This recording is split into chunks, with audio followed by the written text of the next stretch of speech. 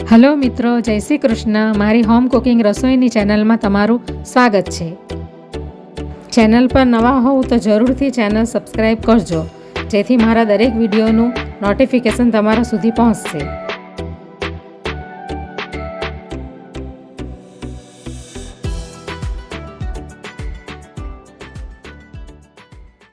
આજે હું restaurant style અને લારી પર મળે એવું પનીર ચીલ્લીની રેસીપી શેર કરવાની છું. તો એના માટે મેં આ 400 ગ્રામ જેટલું પનીર લઈ લીધું છે. તો હવે આપણે એને કટ કરી લઈએ.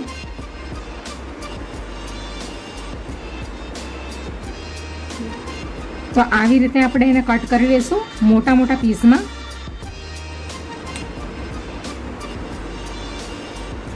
આ રીતે તમારે એને લાંબા પીસ કરવા હોય, એકમાંથી 2 ટુકડા તો કરી શકો.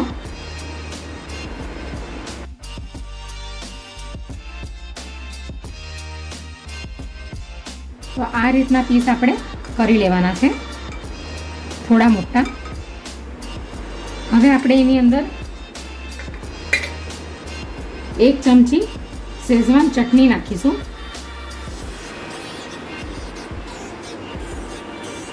તમારે ઘરના રેગ્યુલર મસાલા નાખીને એને મેરિનેટ કરવું હોય તો કરી શકો, પણ આપણે એને શેઝવાન ચટણીમાં મેરિનેટ કરીશું. હવે આપણે થોડું મીઠું નાખીશું, કારણ કે શેઝવાન ચટણીની અંદર પણ મીઠું હોય છે. હવે આપણે મિક્સ કરી લઈશું.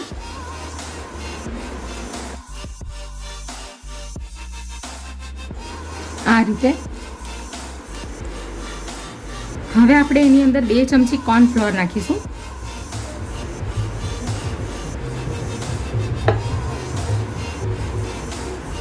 ફરીથી આપણે કોટિંગ કરીશું.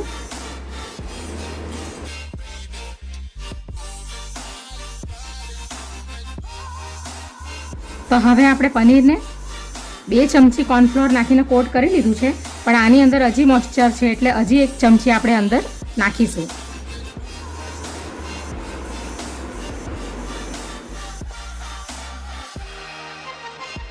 તો આ રીતનું આપણે કોટિંગ કરી લઈશું પનીરની ઉપર.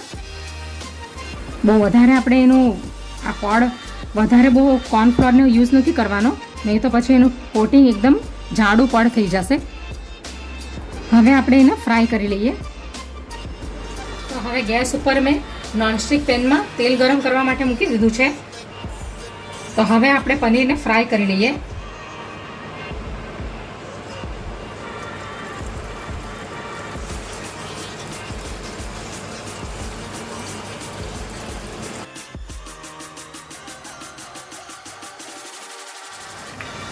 હવે આપણે ઝારા વડે હલકા હાથેથી થોડા ફરાવી લઈશું પનીરને.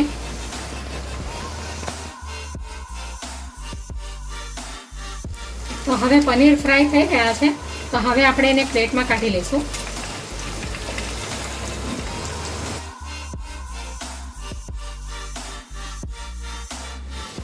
આવી જ રીતે આપણે બધા પનીરને ફ્રાય કરી લઈશું તેલમાં.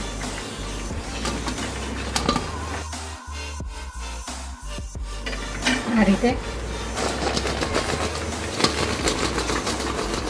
તો બધા પનીરને ફ્રાય કરી લીધા છે. તો હવે આપણે પનીર ચીલ્લી બનાવવાનું ચાલુ કરીએ. તો જે પેનની અંદર મેં પનીરને ફ્રાય કર્યું હતું, એ પેનની અંદર જ આપણે વઘાર કરીશું. અને એમાંથી મેં એક્સ્ટ્રા તેલ કાઢી લીધું છે, અને જેટલું જરૂર છે એટલું તેલ મેં લઈ લીધું છે. તો હવે આપણે સૌથી પહેલાં એની અંદર આ ચોપ કરેલા લસણ છે એ નાખીશું અંદર. હવે આપણે એની અંદર કટ કરેલા આદુ નાખીશું, અને કટ કરેલા લીલા મરચાં નાખીશું. મરચાં આપણે ઓછા જ લેવાના છે, કારણ કે એની અંદર રેડ ચીલી સોસ અને ગ્રીન ચીલી સોસ પણ આવશે, એટલે તીખાશ થોડી વધી જશે. એટલે આપણે લીલા મરચાંને ઓછા પ્રમાણમાં લેવાના છે. હવે આપણે એને મીડિયમ ફ્લેમ પર જ સાતળી લઈશું.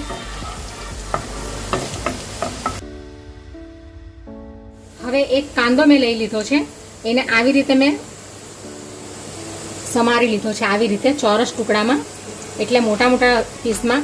તો એ હવે આપણે નાખી દઈશું અંદર.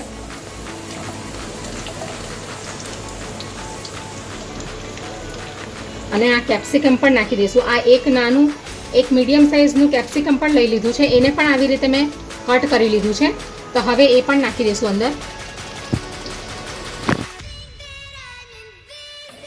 હવે આપણે ગેસની ફ્લેમ થોડી ફાસ્ટ કરીશું, કારણ કે આપણે કેપ્સિકમ અને કાંદાને એકદમ ફ્રાય નથી કરવાના, થોડા અધકચરા એને રવા દેવાના છે. ઓવરકુક નથી કરવાના, હાફ કુક કરવાના છે. હવે આપણે એની અંદર એક મુઠ્ઠી જેટલા સ્પ્રિંગ ઓનિયન નાખીશું.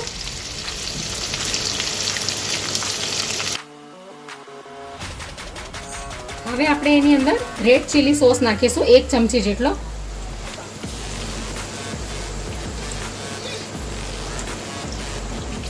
હવે આપણે ગ્રીન ચીલી સોસ નાખીશું, એ પણ 1 ચમચી જેટલો નાખીશું, એટલે આ ચમચી જેટલો.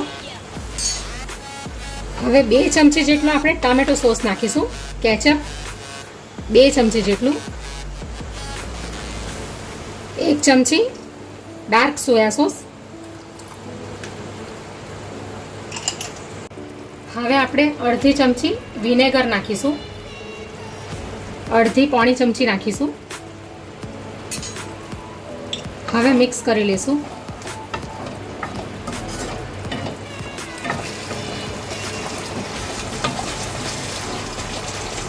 હવે મિક્સ કરી લીધું છે બરાબર. હવે આપણે આ જે મેરિનેટ કરેલું હતું એમાં થોડો મસાલો રહી ગયો હતો, તો એની અંદર કોર્નફ્લોર થોડીક અડધી ચમચી નાખીને આપણે પાણી નાખીને એની સ્લરી જેવી બનાવી લીધી છે.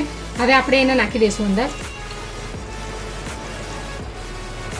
હવે મિક્સ કરી લઈશું બરાબર.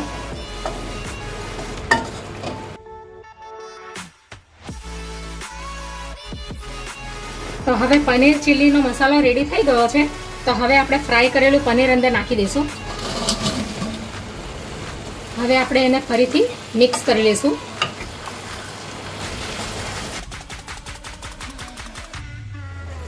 તો આપણે બરાબર પનીરને મસાલાની સાથે મિક્સ કરી લઈશું.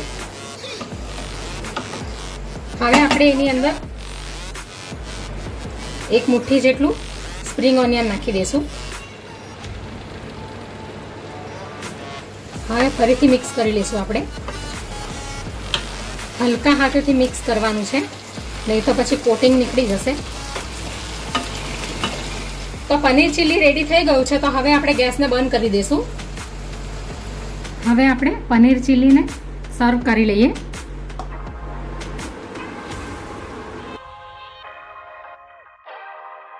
તો રેસ્ટોરન્ટ અને ચાઇનીઝ લારી ઉપર મળતું પનીર ચીલી રેડી છે. હવે આપણે થોડુંક સ્પ્રિંગ ઓનિયન ઉપરથી ગાર્નિશ કરી લઈશું. તો તૈયાર છે પનીર ચીલી. પનીર ચીલીને તમે ઘરે બનાવીને ખાજો, કારણ કે બહાર તો થોડું મોંઘું મળતું હોય છે. તો ઘરે આપણે આવી રીતે આસાનીથી બનાવી લેવાનું અને એકદમ ટેસ્ટી અને સુપર બહાર મળે એવું જ લાગે છે. તો તમે જરૂરથી બનાવજો.